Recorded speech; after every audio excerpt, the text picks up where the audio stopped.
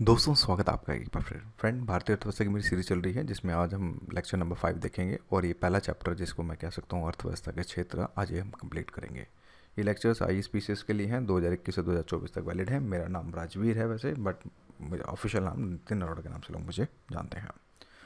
बाकी ये प्रमोशन है यार, PGP पर्सनल गाइडेंस प्रोग्राम होता है इसमें हम कराते हैं पर्सनल गाइडेंस प्रोग्राम, नोट्स देते हैं, माइंड मैप्स देते हैं, काफ़ी कुछ देते हैं हिंदी मीडियम को। तो आप इसको ज्वाइन कर सकते हैं। कुछ किताबें या कोई टेस्ट सीरीज़ आप अपने हिसाब से देख लीजिएगा। देखिए, अभी थोड़ा सा मैं आगे बढ़ने से पहले कुछ चीज़ें बता दूंगा। देखिए, अभी तक हम सभी लोग जो अगर बात करें वो ये पढ़ते हैं कि भाई ये हमारा प्राथमिक क्षेत्र है, ये हमारा द्वितीय क्षेत्र है, ये हमारा तृतीय क्षेत्र है। लेकिन यहाँ पे हम दो सेक्टर और ज़्यादा पढ़ेंगे, यानी चतुर्थम और पचहत्तम क्षेत्र के बारे में भी थोड़ा सा हम डेप्थ के अंदर इसमें पढ़ेंगे और चीज़ों को समझने की कोशिश करेंगे कि क्या है और किस तरह से चीज़ें हैं। बाकी फिर इसके बाद इस सीरीज़ में एंड में जैसे कि गिफिन गुड्स क्या होता है, पब्लिक गुड्स क्या होता है, प्राइवेट गुड्स क्या होते हैं, थोड़े इनके कंसेप्ट्स को देखेंगे। हो सकता है अगले साल 2021 या 22 में UPSC इस तरह के यहाँ से भी क्वेश्चन निकाल दे, तो फिर कन्फ्यूज मत होइएगा। तो इसके बाद हमारा चैप्टर नंबर 1 जो है हमारा कंप्लीट हो जाएगा। देखिए, अर्थव्यवस्था के क्षेत्र को यार अगर टू द पॉइंट अगर हम यहाँ से समझने की पहले कोशिश करें, एक बात करें तो एक मोटा मोटा समझ लेते हैं। तीन तरह के क्षेत्र वैसे देखे जाते हैं जिसको हम प्राइमरी, सेकेंडरी, टर्टियरी के नाम से जानते हैं। जिसमें प्राथमिक क्षेत्र के अंदर वो उत्पाद जो कृषि और कृषि से संबंधित गतिविधियाँ, देखिए यहाँ पे एक वर्ड आ रहा है कृषि संबंध, इस पर थोड़ा सा आप थोड़ा सा ज़्यादा फोकस कीजिएगा। इस पर थोड़ा सा आपको जो है ज़्यादा फोकस करना है। राइट, इसके अंदर कृषि है, वनस्पति है, पशुपालन है, मत्स्य पालन है, मुर्गी पालन है और खनन और उत्खनन। एक चीज़ यहाँ पे आपको जो नोट करने वाली बात है कि खनन और उत्खनन भी जो होते हैं ये प्राथमिक क्षेत्र के अंदर ही आते हैं। तो कभी कभी क्या होता है, ऑप्शन में दे दें आपको UPSC, देखो यहाँ से कैसे सोचना है आपने, भाई हो सकता है UPSC ऑप्शन में दे दे और फिर उसके बाद आपसे पूछे कि भाई बताओ इसमें से प्राथमिक क्षेत्र कौन सा है। तो बेसिकली अगर एक एस्पिरेंट का दिमाग अगर हम देखें तो उसमें तो देखो यार यही लगता है यार, खनन उत्खनन में तो मशीनें लगती हैं, तो ये प्राथमिक क्षेत्र कहाँ से होगा। तो ऑफकोर्स 50% एस्पेंट जिनको नहीं पता होगा वो यार मैन्युफैक्चरिंग सेक्टर को ही मारेंगे कि नहीं यार ये काट देंगे इसको, बोले नहीं यार ये खनन और उत्खनन जो होता है ये प्राथमिक क्षेत्र के अंदर नहीं आता। लेकिन इस चीज़ को याद रखना है कि खनन और उत्खनन भी जो है हमारा प्राथमिक क्षेत्र के अंदर जो है बेसिकली देखने को मिलता है। द्वितीय क्षेत्र वो होते हैं जो इसी को ही मतलब आगे जो प्रोसेस करते हैं, जैसे कि फॉर एग्जांपल गेहूँ है, गेहूँ से आगे क्या बनेगा, आटा। तो ये आटा भाई अगर इंडिविजुअल के लिए चाहिए तो चक्की में पिस जाएगा, लेकिन जब मान लो 10 लाख लोगों को आटा देना है तो भाई उसके लिए तो फिर चक्की से तो काम चलेगा नहीं, उससे तो डेफिनेटली मशीनें लगेंगी, हैवी मशीन्स लगेंगी पिसाई के लिए। तो उस क्षेत्र में फिर जो है सेकेंडरी जो सेक्टर्स का जो है रोल होता है, यानी कि जिसको हमको बोलते हैं औद्योगिक क्षेत्र के तौर पे जो हम चीज़ों को देख सकते हैं। तो औद्योगिक क्षेत्र के अंदर निर्माण, विनिर्माण, गैस जलापूर्ति, ये सब चीज़ें जो होती है बेसिकली देखें तो ये हमारी जो है द्वितीय क्षेत्र के अंदर आती हैं। इसी जैसे अब देखो भाई, अब आटे को मार्केट तक लेके आना है भाई ताकि कंज्यूमर तक पहुंच सके, यानी हम जैसे उपभोक्ताओं तक पहुंच सके, तो उसके लिए फिर ट्रांसपोर्ट की ज़रूरत होती है, भंडारण की ज़रूरत होती है। राइट, तो इस तरह की चीज़ों के लिए फिर इसमें जो है सेवा क्षेत्र का रोल जो है यहाँ पे काफ़ी बड़ा महत्व रखता है। तो जिसके अंदर परिवहन, संचार, बैंकिंग, बीमा, समुदाय सेवाएं आदि ये सब चीज़ें आती हैं। मैं आगे बढ़ने से पहले यही बोलूँगा कि देखो दोस्तों, अगर हम अगर थोड़ा एनालिसिस करें, थोड़ा अगर हम एनालिसिस करें तो हमें यहाँ पे ये मिलता है कि जो डेवलप कंट्रियाँ होती हैं जिसको हम कह सकते हैं विकसित, और बेसिकली अगर देखा जाए तो हमारे काम की जो चीज़ है वो विकासशील है, क्योंकि आप विकसित तो चीज़ें समझ जाते हैं। विकसित देश में प्राथमिक क्षेत्र का जो रेशो होता है वो 2 से 3% या फिर ज़्यादा 5% के हिसाब से हमें देखने को मिलता है। विकासशील देशों में यही रेशो अगर बात करें तो अगर हम मोर देन बात करें तो 10% के हिसाब से जो हमें देखने को मिलता है। अब डिपेंड सिचुएशन है, इंडिया है तो अलग अलग क्राइटेरिया है, उसमें यह है। इसी की जैसे औद्योगिक क्षेत्र जो होते हैं हमारे, इसमें जो रेशो अगर बात करें तो मोर देन जो है अगर बात करें तो 30% के हिसाब से जो है हमें आसपास जो हमें देखने को मिलता है। विकासशील देशों में अगर बात करें तो ये ऑलमोस्ट 25% के से ऊपर जो हमें चीज़ें जो है हमें बेसिकली जो है देखने को मिलती हैं। राइट, लेकिन हाँ चलिए फिर पहले मैं आपको ये पढ़ाता हूँ कि चतुर क्रियाकलाप क्या होते हैं और साथ में आपका ये चतुर वाला क्रियाकलाप, पचम क्रियाकलाप। अब ये लेटेस्ट अगर बात करें तो ये दोस्तों लेटेस्ट एकदम लेटेस्ट टेक्नोलॉजी के मतलब लेटेस्ट टर्मिनोलॉजीज हमें देखने को मिलती है, जिसके अंदर आपका सूचना आधारित और अनुसंधान और विकास आधारित जो जो मतलब कि अब आज के समय जो चीज़ें चल रही हैं उस चीज़ को समझते हैं। देखो यार, कभी कभी क्या होता है आपने देखा होगा कि जैसे कि मान लीजिए आप हैं एक एमडी जो होता है, एक कंपनी में एक एमडी होता है, उससे ऊपर भी कुछ होते हैं। अगर बात करें जो टेक्निकल बंदे होते हैं, जो डिसीजन लाइक अगर बात करें तो कुछ मतलब जो रिसर्च एंड डेवलपमेंट से जो चीज़ें जुड़ी होती हैं, जैसे फॉर एग्जांपल हम सभी लोग जो है अगर देखा जाए तो मैक्सिमम लोग तो वैसे आईफोन सबको पसंद है, बट हम अपने औकात के अंदर बात करते हैं, जिसके अंदर बात करते हैं रेडमी। ठीक है, रेडमी का मान लीजिए फ़ोन है। अब देखिए रेडमी फ़ोन तो देखिए हर महीने कोई ना कोई नया फ़ोन निकालता रहता है, चाइना कंपनी है बट निकालता तो रहता है। तो कहीं ना कहीं जब हर महीने निकालता है तो कहीं ना कहीं R&D पे जो पैसा थोड़ा बहुत खर्च करते होंगे भाई। अब इनकी एक टीम होगी जो हर साल हर महीने जब नया नया मॉडल निकालती है, तो कहीं ना कहीं एक छोटी सी टीम होगी जो बेसिकली इन मॉडल्स के ऊपर काम करती होगी कि भाई अब आगे कितना कैमरा देना है, 64 देना है, 128 देना है, या फिर 228 मेगापिक्सल देना है, जो भी है व्हाट्सएवर। वो पागलपन ही बनाते हैं, ऐसा तो कुछ है नहीं। ठीक है, उनकी क्लैरिटी 12 मेगापिक्सल आईफोन के बराबर भी नहीं होती, खैर वो एक अलग चीज़ है। तो इस केस में जो वो टीम जो काम करती है, तो ये कहीं ना कहीं अगर बात करें R&D पे काम करती है, राइट भाई। नए नए मॉडल्स निकालना, मार्केट में लॉन्च करना, तो इनको जो है अब आज के समय जो चतुर क्रियाकलाप के तौर पे जो है चीज़ों को जो है इनको जाना जाता है। आप ये भी कह सकते हैं कि ये टॉप कॉलर के तौर पे भी जाने जाते हैं। गोल्डन कॉलर जो पचम जो क्षेत्र होते हैं, जो इनको हम बेसिकली गोल्डन कॉलर के नाम से भी जो जाना जाता है। मतलब गोल्डन कॉलर अगर आ जाए तो उसको जो हम पचम क्रियाकलाप के अंदर जाना जाता है। देखिए पचम क्रियाकलाप के अंदर वो जैसे चले ठीक है मॉडल बना दिया, ठीक है, यहाँ पे रिसर्च एंड एनालिसिस विंग डाल दी यहाँ पे, तो इन्होंने ठीक है लॉन्च कर दिया। लेकिन उसके बाद क्या कि भाई हमें कौन सा मॉडल निकालना चाहिए, ये काम पांचवा मॉडल जो यानी कि पचम, जिसको हम कहते हैं पचम क्रियाकलाप वाला करता है। हमें किस तरह का मॉडल निकालना चाहिए, हमें आगे और क्या क्या समझना चाहिए मार्केट को लेके। मोबाइल फ़ोन में देखो, मैंने मोबाइल फ़ोन का एग्जांपल इसलिए लिया ताकि आप देखो कान खड़े हो जाते हैं ना मोबाइल का नाम सुनते ही, तो अट्रैक्टिव है चीज़, तो इसलिए कंसेप्ट को समझने में और ज़्यादा मज़ा आएगा आपको।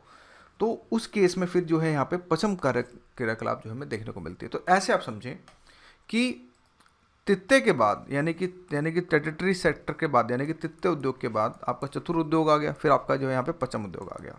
तो पचम वाला जो है एकदम टॉप पे है, जो निर्णय करता है, डिसीजन मेकिंग है, जो बड़ी बड़ी जैसे फॉर एग्जांपल रिलायंस और टाटा वालों ने बड़ी बड़ी टीम्स बिठा रखी हैं।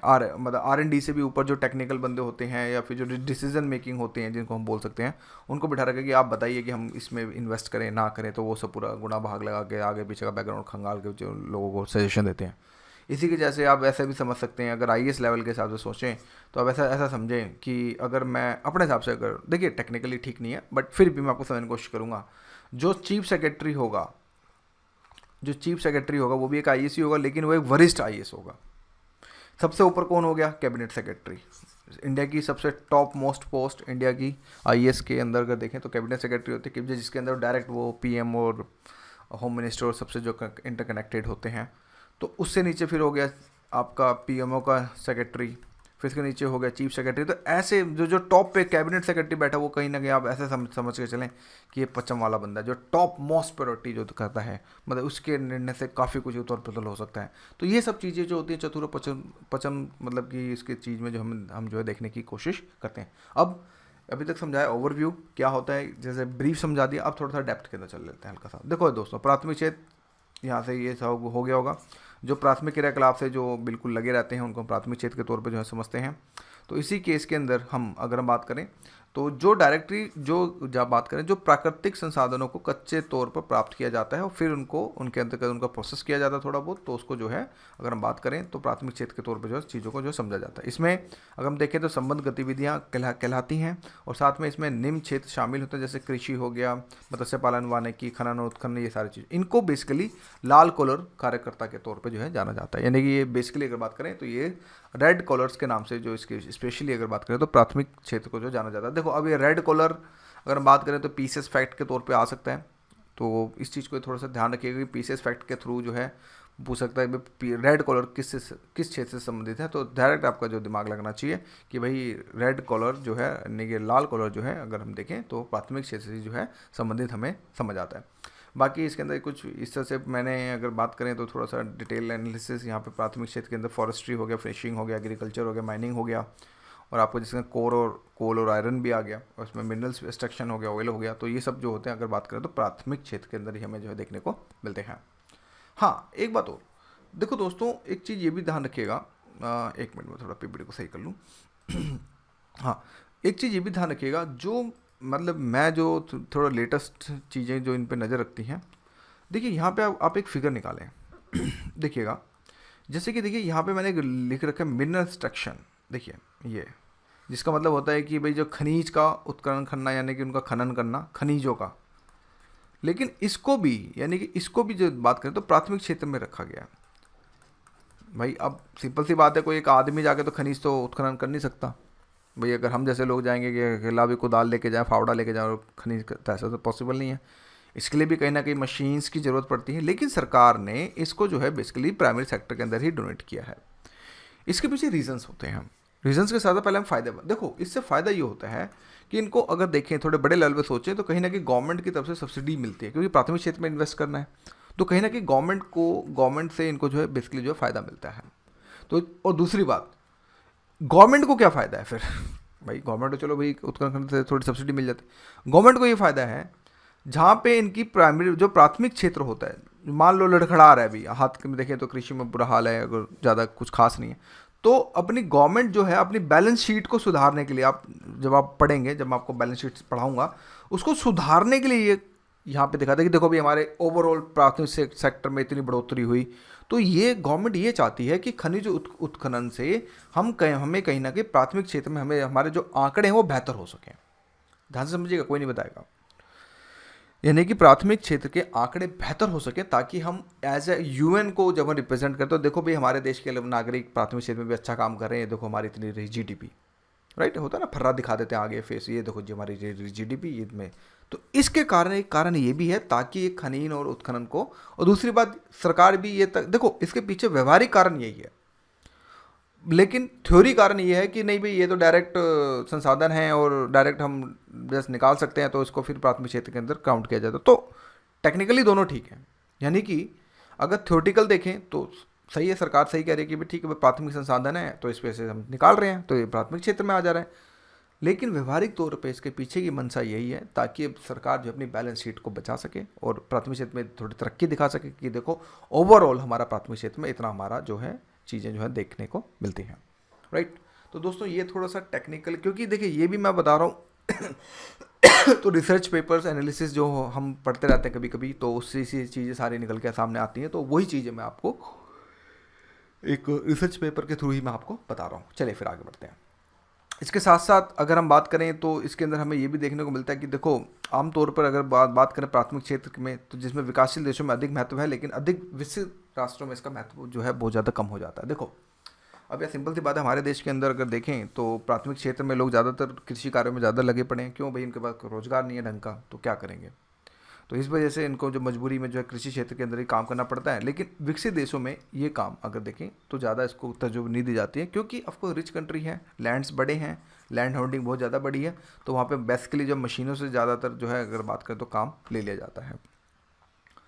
विकासशील देशों में यह आमतौर पे काफ़ी बड़ा क्षेत्र है, और जबकि ये अफ्रीका में पशुधन जापान की तुलना में बहुत अधिक महत्वपूर्ण यहाँ पे जो है, ये कुछ मैं सर्टेन एग्जांपल जो है यहाँ पे रखें, बाकी कुछ एग्जांपल ये ऑलरेडी रिपीटेड है।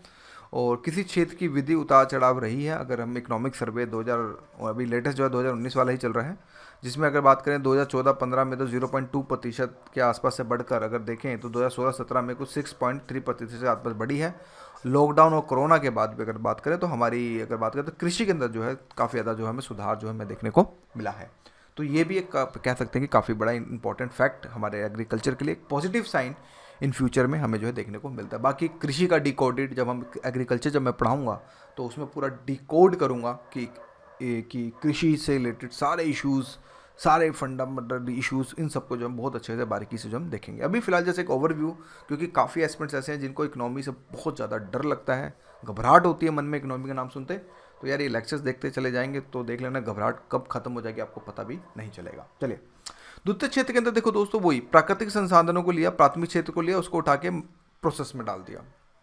प्रोसेस जैसे मान के चलो, मान लो मैंने ही है, मैंने गेहूँ उगाया, ठीक है, मेरे से लोग ले गए, मैंने अनाज में मंडी में बेच दिया, और वहाँ से उन लोगों ने उठा के अपने मिल में ले जाके आटा बना दिया, ऐसे समझिए।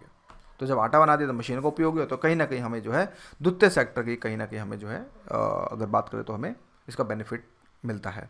तो द्वितीय क्षेत्र के अंदर यही है कि भाई जो भी लाइक रॉ मटेरियल जो प्रोसेस किया जाता है, जब उसका मतलब कि अपग्रेडेशन किया जाता है जिसको हम बोलते हैं, तो उसको फिर द्वितीय क्षेत्र के तौर पर जो हमें देखने को मिलता है। इसमें भारी उद्योग भी शामिल होते हैं, जिसके अंदर निर्माण हो गया, भवन हो गया, विनिर्माण, कपड़ा, इलेक्ट्रॉनिक वस्तु, ये सब जो है अगर देखें तो ये कहीं ना कहीं द्वितीय क्षेत्र के अंदर हमें जो है देखने को मिलते हैं।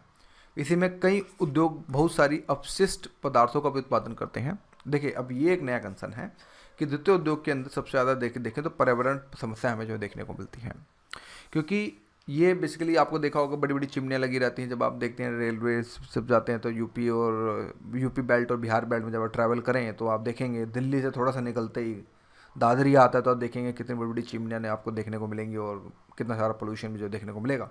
तो उस केस के अंदर तो हमें कहीं ना कहीं आज के समय देखें तो पर्यावरण को सबसे ज़्यादा खतरा भी यही पहुँचाते हैं।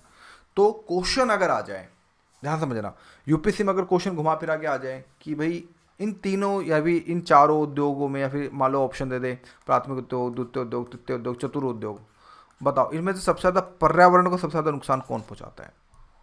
तो इसका आंसर जो होगा वो द्वितीय उद्योग जाएगा। इस चीज़ को याद रखिएगा, यानी कि सेकेंडरी सेक्टर जो होते हैं हाईली जो पोल्यूटेड करते हैं। अब लोग बोलेंगे, एक दिमाग ये भी निकल सकता है कि सर ट्रांसपोर्टेशन में भी तो ज़्यादा पोल्यूशन होता है। देखो ट्रांसपोर्टेशन को आप इतना अगर आप कैलकुलेट कर रहे हो तो जिस तरह से गवर्नमेंट BS6 लेके आ रही है और साथ में अगर बात करें CNG भी चल रही है और साथ में ट्रांसपोर्टेशन जो बेसिकली देखें ट्रक्स को मत देखो, मैक्सिमम ट्रांसपोर्टेशन हमारा रेलवे से ज़्यादा होता है। अभी भी अगर देखें तो हमारा मैक्सिमम जो ट्रांसपोर्टेशन है वो रेलवे से होता है। तो ट्रांसपोर्टेशन का इतना बड़ा रोल जो है नहीं देखने को मिलता है जितना ये उद्योग जो है बड़े बड़े उद्योग अगर आप जाएँ, गुड़गांव सेक्टर हो गया, मानेसर हो गया, या फिर आप कानपुर साइड में जाएँ तो आपको समझ आएगा कि उद्योग क्या होते हैं, इंडस्ट्रियल एरिया क्या होता है, जहाँ से कितना बड़ा एक बात करें तो अपशिष्ट हमें और साथ में पर्यावरण को लेके कितनी सारी समस्या हमें देखने को मिलती है। आखिर दिल्ली में स्मोक क्यों है? क्योंकि भाई आसपास उद्योगों से घिरा पड़ा ही है। भाई इधर गुड़गांव लग गया, उधर फरीदाबाद लग गया, इधर नोएडा लग गया, अब भाई रहेगी बीच में दिल्ली। तो भाई अब यहाँ की भी धुआं, यहाँ का भी धुआं, यहाँ का भी धुआं, और दिल्ली वाले हाय रे दिल्ली। तो बस ये कहानी होती है, ठीक है। इसी की जैसे अगर हम लेटेस्ट थोड़ी सी अगर हम टेक्नोलॉजीज़ को देखें, अगर मतलब कि लेटेस्ट अगर हम थोड़ा सा इकोनॉमिक सर्वे को देखें तो हमें यहाँ पे ये देखने को मिलता है कि देखिए 2018 के हिसाब से अगर हम देखें तो हमें ये देखने को मिलता है कि भाई 2018-19 में जो है 6.9% की वृद्धि की तुलना में 2019 और 20 में कुल उद्योगिक क्षेत्र में मात्र 2.5 अनुमानित है। देखिए इकोनॉमिक सर्वे से निकाला है, इस वजह से अनुमानित है। लेकिन देखिए तो अभी इस समय ड्यू टू द लॉकडाउन और कोरोना वायरस के चक्कर में हमारी भाई -23% GDP जो है डाउन चली गई है। सच में बड़ी इंटरेस्टिंग फैक्ट है ये, मोदी सरकार के काल में ही हमें देखने को मिला। पर क्या करें, वो भी मजबूर हैं, कोरोना वायरस से भाई सबको बचाना है, तो वो भी अपनी जगह सही हैं, मैं ये भी नहीं बोलूँगा, बट आंकड़े भी अपनी जगह सही हैं, मैं ये भी नहीं बोलूँगा। तो उस केस के अंदर अगर देखें तो अभी अगर लेटेस्ट ट्रेंड देखूँ, यानी कि अगर हम अक्टूबर 2020 का ट्रेंड देखें तो भाई यस, अब धीरे धीरे थोड़ा थोड़ा उठ रहा है उद्योग। यानी कि अभी तक लॉकडाउन लगा वो कहानी थी, लेकिन अब धीरे धीरे कहीं ना कहीं थोड़ी थोड़ी मांग बढ़ रही है। मांग इन द सेंस मैं ये बोल सकता हूँ, मतलब पहले 100% मांग है, अभी कह सकता हूँ 10 से 20% के हिसाब से मांग अब जो है उठ रही धीरे धीरे। तो ये जाते जाते पीक पे आने वाले टाइम में 2 से 3 साल के अंदर जो है अच्छे से जो बहुत बढ़िया से जो है हो जाएगी। इसी की जैसे हमारे GVA के अंदर कंसेप्ट नेशनल इनकम से बाद में समझाएंगे, वैसे इसको समझो GVA में अभी इसका उत्पादन अगर हम देखें, इसका जो उद्योगों का जो हिस्सा होता है हमारे देश के अंदर वो कुछ 29.6% आसपास जो हमें देखना। अब ये आंकड़े देखो दोस्तों इंपॉर्टेंट नहीं है, सिर्फ मैंने आपको समझाने के लिए आंकड़े डाले हैं। अब ये रटना मतलब लग जाना कोई फ़ायदा नहीं है, इस तरह के आंकड़े कभी यूपीएससी नहीं पूछेगा, ना कभी पूछता ना कभी पूछेगा। बस चीज़ों को थोड़ा समझने की कोशिश करें, तोड़ मरोड़ के इकोनॉमी को समझने की कोशिश कीजिए कि भाई हाँ आपको पता चल गया कि भाई ठीक है औद्योगिक क्षेत्र में 30% के आसपास है, और साथ में ये भी पता चला कि अभी अच्छी चल रही थी, लेकिन अभी जो हालत जो है बिल्कुल ही खस्ता हालत जो हमें देखने को मिल रही है। सॉरी दोस्तों, क्योंकि पूरी रात सोया नहीं हूँ और 4-4:30 बजे रात सुबह के लेक्चर बना रहा हूँ, तो इस वजह से हो सकता है। देखिए तो यही सारी चीज़ें देखने को मिली कि स्लो डाउन में अगर देखें तो अभी क्वार्टर देखो फाइनेंशियल ईयर 18 का देखें, यहाँ पे 19 का देखें, 20 का देखें, तो कहीं ना कहीं हमारी अगर देखें तो स्लो डाउन हमें जो है अगर बात करें तो कृषि क्षेत्र जो द्वितीय क्षेत्र के अंदर हमें देखने को मिल रहा है। तो अगर यूपीएससी क्वेश्चन बना दे कि भाई क्या द्वितीय क्षेत्र के अंदर स्लो डाउन देखने को मिल रहा है, तो आपका आंसर यस होगा। मतलब इस टाइप से मतलब आप समझ सकते हैं। आगे बढ़ते हैं। तो ये कुछ फीचर्स हैं, अगर एडवांटेज के तौर पे देखें तो भाई ह्यूज डोमेस्टिक डिमांड हमें जो है देखने को मिलती है। अगर हम थोड़ा सा देखें तो कहीं ना कहीं हमें ह्यूज मार्केट थोड़ा सा हमें देखने को मिल जाती है, तो इसके वजह से अगर बात करें तो काफ़ी फ़ायदा है। दूसरा इंक्रीजिंग इन्वेस्टमेंट हो सकती है, अगर थोड़ा सा हम अपनी FDI को थोड़ा और अच्छा कर लें तो इन्वेस्टमेंट इंक्रीज़ हो सकती है, हमारा जो कैपिटल फॉर्मेशन काफ़ी अच्छा है। फिर पॉलिसी सपोर्ट भी है, क्योंकि सरकार भी जो है मेक इन इंडिया लेके आ रही है, डिजिटल इंडिया ला रही है, आत्मनिर्भर भारत ला रही है, तो इस पर कह सकते हैं कि ये भी थोड़ा सा इंपॉर्टेंट हमें रोल देखने को मिलता है। और कम्युनिटी एडवांटेज में देखें तो कहीं ना कहीं काफ़ी यंग हमारी पॉपुलेशन है इस चीज़ को, तो ये भी सारी चीज़ें जो हमें देखने को यहाँ पे मिलती हैं।